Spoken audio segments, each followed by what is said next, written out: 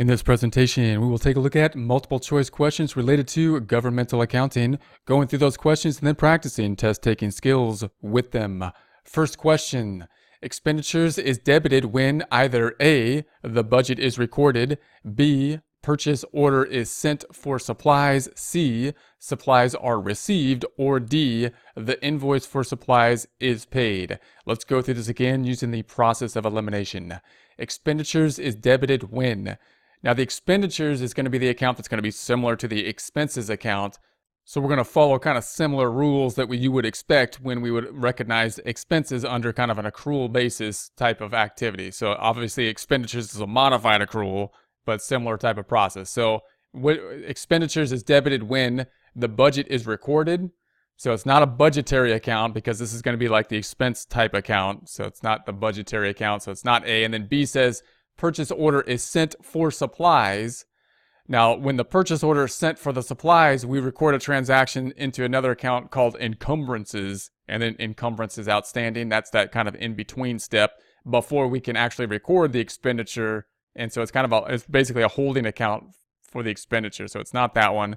Supplies are received, and that is normally the process for both a for-profit and a governmental when we record the expenditure item. So the kind of the funny thing on the governmental isn't necessarily the expenditure in this place when we record it, but the budgetary account and then the encumbrances that we had before we recorded the expenditure. Now we got the supplies.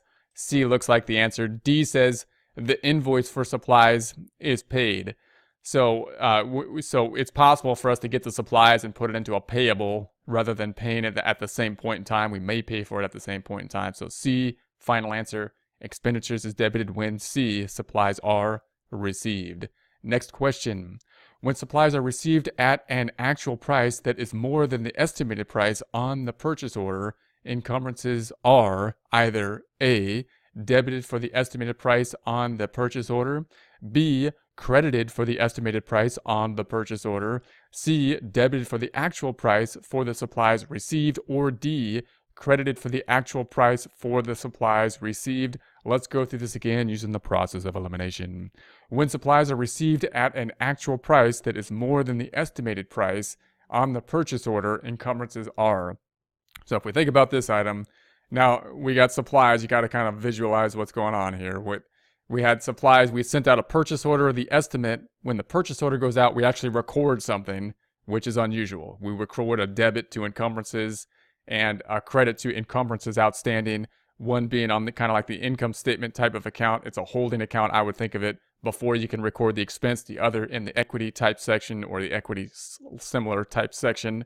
And that's going to be reversed when we get the actual expenditure that we can record.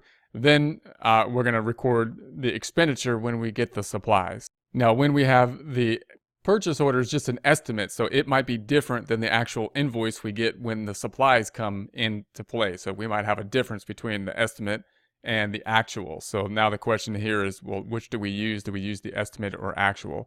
So when supplies are received at actual price, that is more than the estimated price on the purchase order, encumbrances are. So what do we do with encumbrance? Debit for the estimated price on the purchase order. Now, when we get the supplies, we're actually going to credit the encumbrances because they're on the books as a debit. We need to make them go back down, so we're going to credit them. And then B says credit for the estimated price on the purchase order. So B's got the credit. That looks right. C says debited for the actual price for the purchase order. So we're not going to debit it. We're going to credit. And then D says credit for the actual price. So B and D are the same, difference being actual price versus estimated price.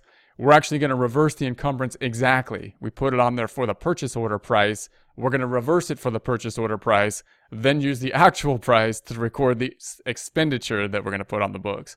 Final answer B, credited for the estimated price on the purchase order.